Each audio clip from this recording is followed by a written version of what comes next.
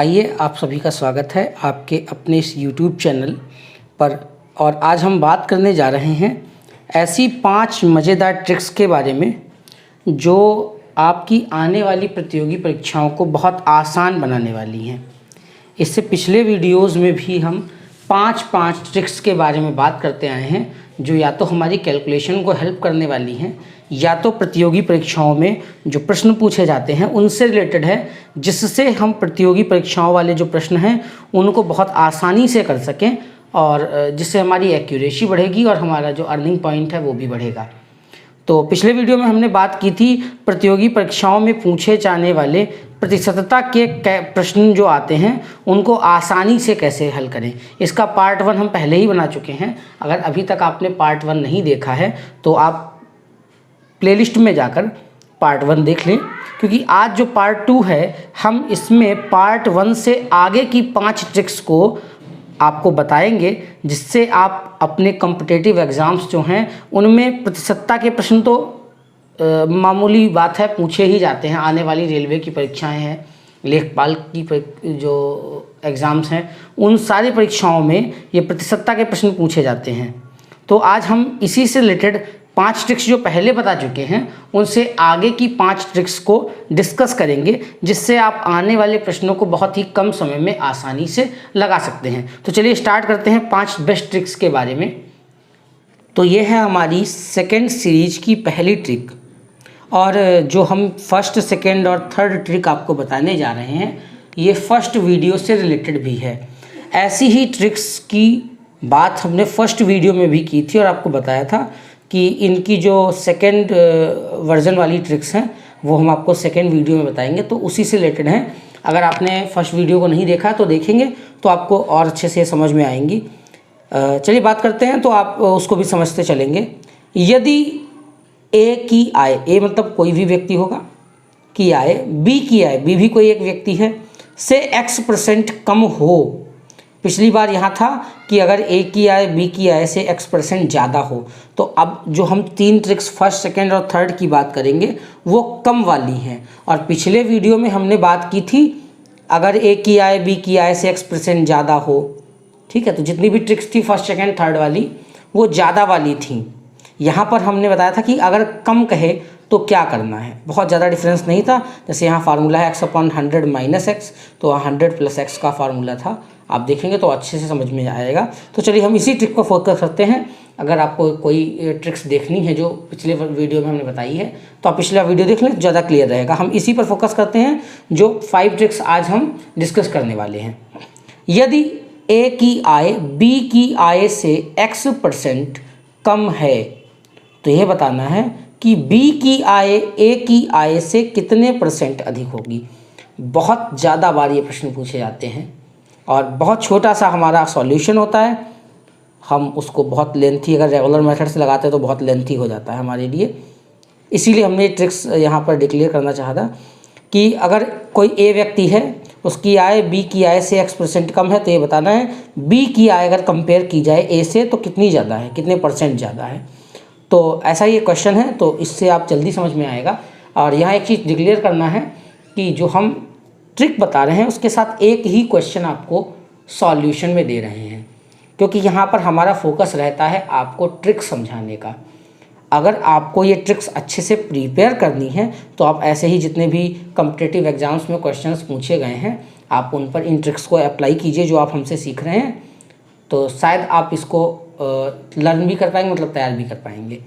तो हम एक एग्जाम्पल केवल आपको यह बताने के लिए समझा रहे हैं कि इस फार्मूले को कैसे क्वेश्चन पर अप्लाई करना है।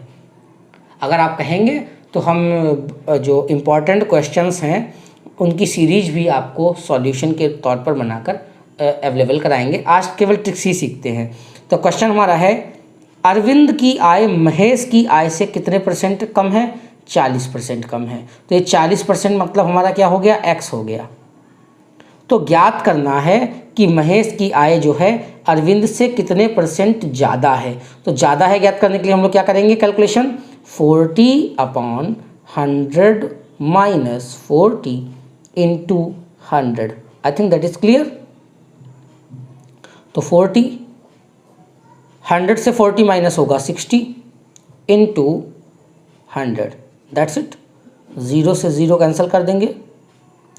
2 3 जा 6 एंड 2 5 जा 10, तो 4 5 जा 20, 200/3%, दैट इज़ योर आंसर। हमने इसको स्टेप वाइज किया है। अगर आपकी कैलकुलेशन फास्ट है तो आप इसको जैसे चाहें वैसे कर सकते हैं। एग्जाम्पल बताने का हमारा मेन मोटिव ये था कि आप क्वेश्चन को कैसे लगाना है, इस फार्मूले को कैसे अप्लाई करना है, आप ये समझें।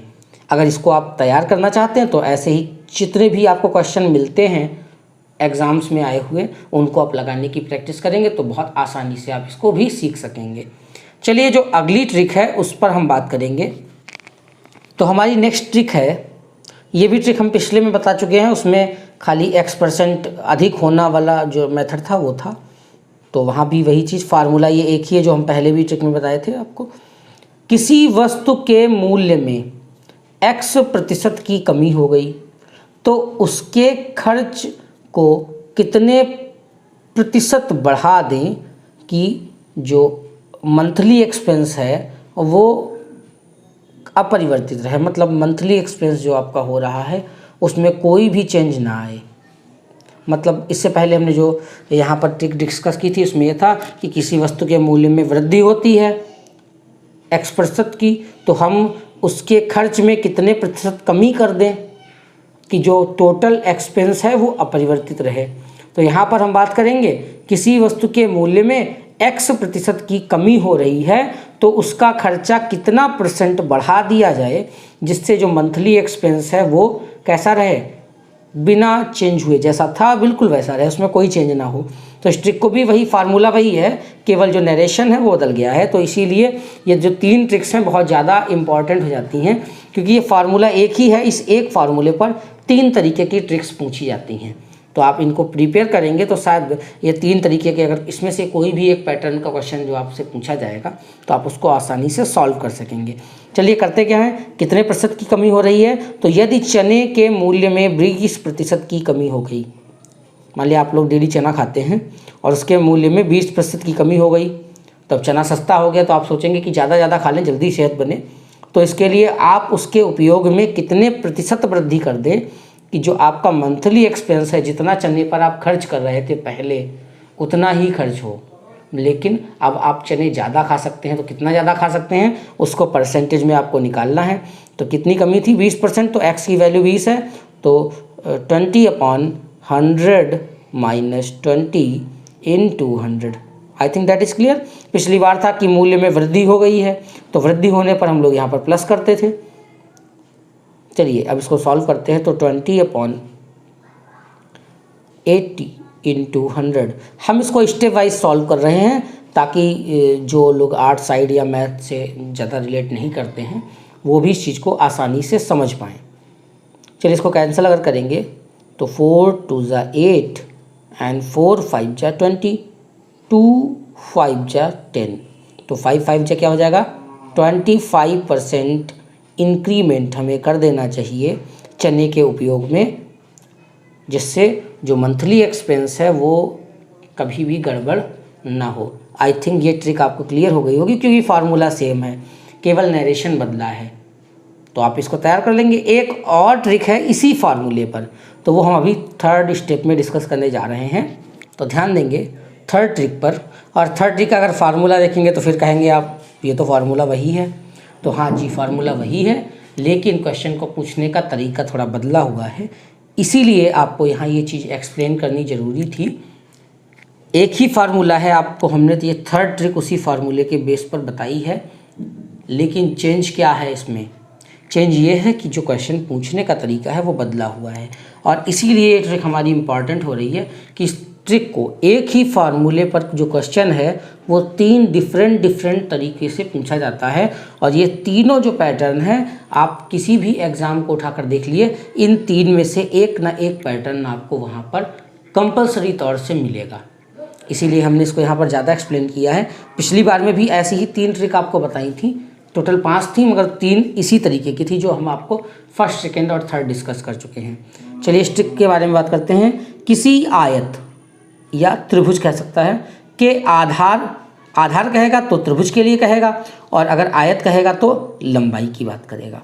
तो यदि किसी आयत या त्रिभुज के आधार या लंबाई में x% की कमी हो जाए, क्लियर, आधार की बात करेगा तो हम क्या लेंगे, लंबाई, और अगर त्रिभुज की बात करेगा तो हम क्या लेंगे, आयत की बात करेगा तो लेंगे लंबाई, और त्रिभुज की बात करेगा तो उसके लिए क्या लेते हैं, आधार, क्योंकि त्रिभुज का क्षेत्रफल होता है 1/2 आधार गुणे ऊंचाई, क्लियर।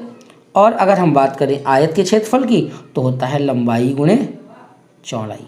तो फार्मूला लगभग सेम रहता है, क्योंकि कांस्टेंट का ज़्यादा फर्क हमारी कैलकुलेशंस पर नहीं पड़ता है। तो इसके लिए दोनों के लिए ट्रिक वही है, यदि किसी आयत ऑब्लिक त्रिभुज के आधार या लंबाई में x% की कमी हो जाए तो उसकी ऊंचाई, अगर त्रिभुज की बात करेगा तो हम ऊंचाई को डिनोट करेंगे, और अगर आयत की बात करेगा तो हम किसको डिनोट करेंगे, चौड़ाई को। तो क्या कह रहा है, ऊंचाई चौड़ाई में कितने प्रतिशत की वृद्धि कर दें कि क्षेत्रफल अपरिवर्तित रहे। मतलब आयत है, आयत की लंबाई में x% की कमी हो गई तो उसकी चौड़ाई में कितनी वृद्धि कर दें कि क्षेत्रफल का जो मान है वो अपरिवर्तित रहे। और अगर त्रिभुज के लिए क्वेश्चन कहेगा तो कहेगा एक त्रिभुज की आधार में x% की कमी हो गई है तो उसकी ऊंचाई में कितने प्रतिशत की वृद्धि कर दें कि क्षेत्रफल अपरिवर्तित रहे। तो ये हमने दोनों क्वेश्चन आपको समझाए हैं। यहाँ पर क्वेश्चन जो है उसका एक एग्जाम्पल भी देखते हैं। तो फार्मूला आपका सेम रहेगा, x/100 - x × 100। इससे आप निकाल सकते हैं कि कितनी वृद्धि करनी पड़ेगी कि क्षेत्रफल जो है वो अपरिवर्तित रहेगा, इसमें कोई भी चेंज नहीं होगा। तो ऐसा एक एग्जाम्पल हमारा है, यदि किसी त्रिभुज के आधार में 10% की कमी की गई है, तो ये हमारा x हो गया, तो इसकी ऊंचाई में कितने प्रतिशत की वृद्धि की जाए जिससे इसका क्षेत्रफल अपरिवर्तित रहे। तो आप इस चीज़ को, क्वेश्चन को तो समझ गए होंगे, एप्लीकेबल कैसे है। तो x की वैल्यू जो है वो 10 है, तो 10/100 - 10 तो डायरेक्ट लिख सकते हैं हम 90 × 100, 0 से 0 cancel, the value will be 100/9 percentile. ये आपका आंसर होगा। आप इसको चाहें तो पॉइंट्स में भी निकाल सकते हैं, ये तो आप पर डिपेंड करेगा कि जहाँ पर आपका मल्टीपल चॉइस क्वेश्चन ये पूछा गया है वहाँ आंसर जो है ऑब्जेक्टिव टाइप के जो आपके ऑप्शन हैं वो किस तरीके के हैं। तो वहाँ पर इसके अकॉर्डिंग अपने जैसा भी चाहेंगे आप उस फॉर्म में चेंज कर सकते हैं, मिक्स फिक्शन में, पॉइंट्स में, या तो इसी फॉर्म में रहने दें। जैसा भी आपका आंसर होगा उसी अकॉर्डिंग आप उसको कन्वर्ट कर लेंगे। हमारा मेन मोटिव है आपको ट्रिक डिक्लेयर करने का। आई थिंक ये ट्रिक तीनों जो हैं आपको समझ में आई होंगी, और समझ में आई हैं तो आप इसको प्रैक्टिस में रखिए, क्योंकि कंफर्म जो है इस 3 ट्रिक्स से 90% से अब श्योरिटी रहती है कि एक कोई क्वेश्चन पूछा जरूर जाता है। चलिए अब बढ़ते हैं अपनी अगली ट्रिक की तरफ। चलिए हमारी अगली 4th ट्रिक जो है वो आपके सामने है, और इस ट्रिक में हम एक अगला फार्मूला एक्सप्लेन करने वाले हैं। और पहले नरेशन पढ़ते हैं। क्या, यदि किसी वस्तु के मूल्य में पहले x% की कमी की जाए तथा बाद में जो घटा हुआ मूल्य बचा है उसमें पुनः x% बढ़ा दिया जाए, तो उसके मूल्य में हमेशा कमी ही रहेगी। मतलब जो फाइनल मूल्य होगा वो प्रारंभिक मूल्य से हमेशा कम मिलेगा। ये चीज़ आपको अपने माइंड में ध्यान रखनी है, क्योंकि ये 2 तरीके से पूछा जाता है कि मूल्य में कमी होगी कि वृद्धि होगी। अगर कमी होगी तो कमी प्रतिशत बताइए, और वृद्धि होगी तो वृद्धि प्रतिशत बताइए। ये 2 चीज़ें आपसे की जाती हैं, तो ये थोड़ा सा टफ हो जाता है। कमी या वृद्धि प्रतिशत तो हम निकालना भी आपको सिखाएंगे, कमी या वृद्धि प्रतिशत कैसे निकाला जाता है। लेकिन इसमें कैसे हम पता करेंगे कि हमेशा कमी होगी या हमेशा वृद्धि होगी, या कब कमी होगी और कब वृद्धि होगी। तो 4th क्वेश्चन के नरेशन को एक बार फिर से पढ़ते हैं। यदि किसी वस्तु के मूल्य में पहले x% की कमी करें, मतलब जो उसका MRP था उस पर हमने x% कम किया, अब जो कम करने के बाद मूल्य बचा उसमें हमने पुनः x% बढ़ा दिया, तो फाइनल जो हमको मिलेगा प्राइस वो क्या शुरुआत वाले जो मूल प्राइस था MRP था उससे कम रहेगा या ज़्यादा। तो ये ध्यान रखेंगे, अगर पहले हमने कमी की है तो जो फाइनल प्राइस आएगा वो MRP से कम होगा, जो मतलब जो इसका स्टार्टिंग प्राइस था उससे कम रहेगा। और अगर हमने कहीं वस्तु के मूल्य में पहले वृद्धि की और बाद में कमी की, तो जो पहले वृद्धि होगी तो हमको जो फाइनल जो रेट मिलेगा वो बढ़ा हुआ मिलेगा। इस चीज़ को आप माइंड में सेट रखेंगे। और कमी या वृद्धि प्रतिशत कैसे निकालना है वो हम आपको यहाँ बताएंगे। तो एक एग्जांपल लेते हैं, यदि किसी टीवी का मूल्य पहले 40% कम किया जाए और फिर घटे हुए मूल्य में 40% की वृद्धि कर दें, तो टीवी के मूल्य में नेट वृद्धि या कमी प्रतिशत कितना होगा। तो ये तो बताया, पहले अगर हमने कम किया है तो क्या होगा, कमी प्रतिशत। फार्मूला क्या है हमारा, x² / 100, और x क्या था, कमी थी।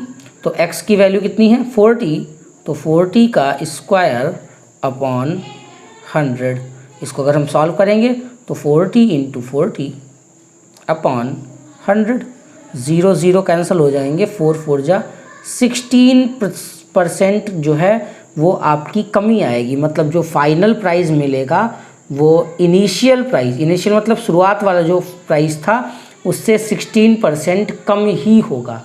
और अगर कहीं इस क्वेश्चन में कहता पहले x% की वृद्धि करी और फिर x% कम कर दिया, तो हमारा जो फाइनल आंसर होता वो कैसा होता, वृद्धि का होता, और बाकी फार्मूला जो था वो सेम रहता। I think that is clear. Focus है हमारा ट्रिक को एक्सप्लेन करने पर। तो एक ही ट्रिक में हमने दो चीज़ें आपको बता दी हैं। कमी कब होगी, अगर हम शुरुआत में पहले कमी करेंगे तो फाइनल में जो हमें आंसर मिलेगा वो कमी प्रतिशत का होगा। अगर फर्स्ट वाले में हमने वृद्धि कर दी तो जो फाइनल आंसर मिलेगा वो हमको वृद्धि प्रतिशत का ही मिलेगा। तो ये दो ट्रिक एक में ही एक्सप्लेन किए हैं, क्योंकि फार्मूला सेम था, केवल कमी और वृद्धि का डिफरेंस था। तो आई थिंक ये आप अपने माइंड में फीड कर लेंगे, ताकि आप जब क्वेश्चन करें तो आप इसको आसानी से कर सकें। क्योंकि कमी प्रतिशत और वृद्धि प्रतिशत तो हम बहुत आसानी से निकालेंगे अगली ट्रिक में, इसीलिए इसको एक्सप्लेन किया है। लेकिन इस वाले क्वेश्चन में कमी होगी या फाइनल वृद्धि होगी, इंक्रीमेंट होगा या फाइनली डिक्रीमेंट होगा, ये हम कैसे जानेंगे। तो इसको ध्यान रखना है। अगर हमने पहले कमी की है तो कमी प्रतिशत निकालना है हमको, और अगर फर्स्ट टाइम में वृद्धि की है तो वृद्धि प्रतिशत निकालना है। फार्मूला सेम आपका रहेगा, कोई भी इसमें चेंज नहीं होना है। क्योंकि यहाँ पर आपका पूछता है कमी और आंसर, तो कमी 16%, वृद्धि 16%। अगर आपने वृद्धि 16% पर टिक कर दिया इस क्वेश्चन को तो गलत, 16% आपका आंसर सही है, लेकिन वृद्धि नहीं, कमी प्रतिशत निकालना है। इसलिए इस चीज़ को आप अपने फोकस में रखेंगे। अगली ट्रिक की ओर हम बढ़ते हैं, कमी या वृद्धि प्रतिशत कैसे निकालना है हमको। तो ध्यान देंगे, अगली ट्रिक जो हमने आपको बताया, कमी प्रतिशत निकालना हो तो फार्मूला क्या होता है, कमी अपॉन मूल मान, मतलब जो उसकी इनिशियल वैल्यू थी, × 100।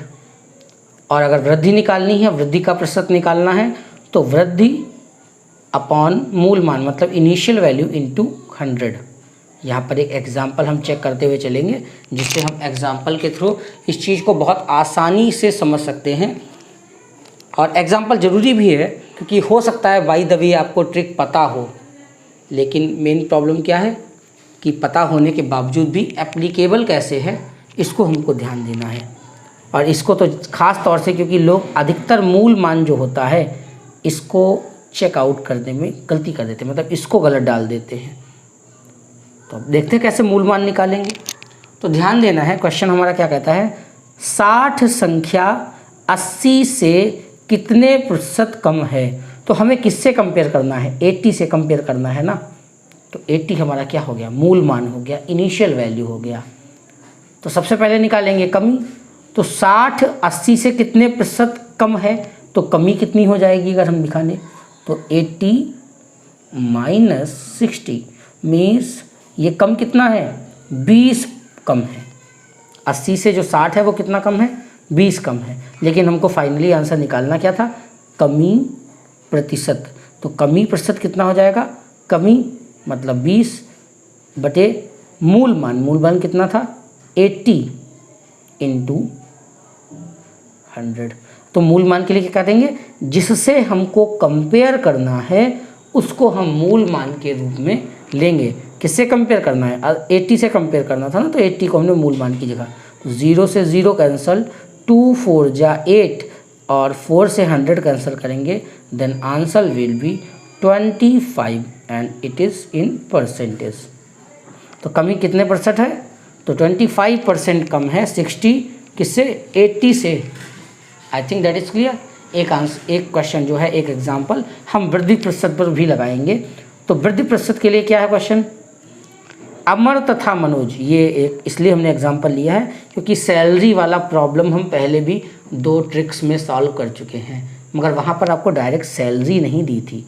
ये कह रहा था कि एक व्यक्ति की आय दूसरे व्यक्ति से इतने प्रतिशत अधिक है तो कितने प्रतिशत कम होगी, ऐसी ट्रिक हमने प्रयोग में लाई है। यहाँ पर डायरेक्ट सैलरी दी थी, इसीलिए एग्जाम्पल हमने यहाँ पर फोकस करके लिया है कि जब सैलरी दी हो तब कमी या वृद्धि प्रतिशत पूछे तो हम जो ये फार्मूले डिस्कस कर रहे हैं इनको प्रयोग करेंगे। क्लियर है? तो हमारा क्वेश्चन क्या होगा? अमर तथा मनोज की आय क्रमशः 4000 रुपये और 6000 रुपये प्रति माह है। क्रमशः कह देगा तो पहले अमर है तो पहली जो सैलरी है वो अमर की होगी, दूसरी बार में मनोज को लिखा है तो दूसरी सैलरी है वो मनोज की होगी। क्लियर? तो ये अमर की सैलरी है और ये सैलरी है मनोज की। पूछ रहा है मनोज की आय अमर से कितने प्रतिशत अधिक है, तो हमें कंपेयर किससे करना है? अमर से करना है ना। तो अमर की जो आय होगी, जो सैलरी होगी, वो हमारी मूल मान हो जाएगी। क्लियर? तो कितने प्रतिशत अधिक है? तो वृद्धि प्रतिशत, इसको अधिक प्रतिशत या वृद्धि प्रतिशत कह सकते हैं। कितना हो जाएगा? वृद्धि। तो वृद्धि निकालने के लिए क्या करेंगे? कितनी ज़्यादा है? तो 6000 माइनस 4000 मतलब ये 2000 ज़्यादा है। तो वृद्धि कितनी है? 2000 अपॉन मूल मान, तो हमने बताया कितना होगा? 4000 और into 100 0 0 0, this 0 will be cancel. Calculation आप अगर जानते हैं तो अपने अकॉर्डिंग कर सकते हैं, हम यहाँ समझाने के लिए बहुत स्लो कैलकुलेशन करते हैं। 2 2 जा 4। क्लियर? और इससे कैंसिल करेंगे तो 2 5 जा 10 मीन्स इट विल बी 50%। तो यहाँ हमने कैलकुलेशन स्लो की है ताकि आप समझ सकें। ट्रिक को ज़्यादा बात करते हुए हमने आपको समझाने का प्रयास किया है ताकि आप समझ सकें।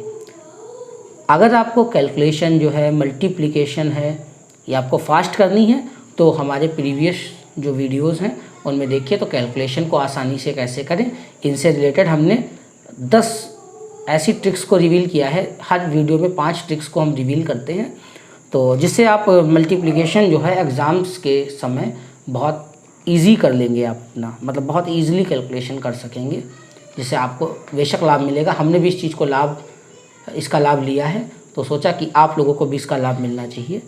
अब हमारी ये 5 ट्रिक्स कंप्लीट हो चुकी हैं। अपेक्षा है कि आपको ये अच्छे से समझ में आई होंगी। कैलकुलेशन रिलेटेड प्रॉब्लम आपकी हैं तो आप प्रीवियस वीडियोस देखिए, जिससे आप इसको अच्छे से समझ सकें। आप हमारे साथ जुड़े रहिए लगातार। हम हर वीडियो में आपको कॉम्पिटिटिव एग्ज़ाम्स की मैथ से रिलेटेड ऐसी ही 5 ट्रिक्स हर बार रिवील करते रहेंगे ताकि आपकी प्रिपरेशन भी बहुत अच्छे से तरीके से हो सके। हाँ, एक काम आपको जो करना है वो है इसकी प्रैक्टिस करना।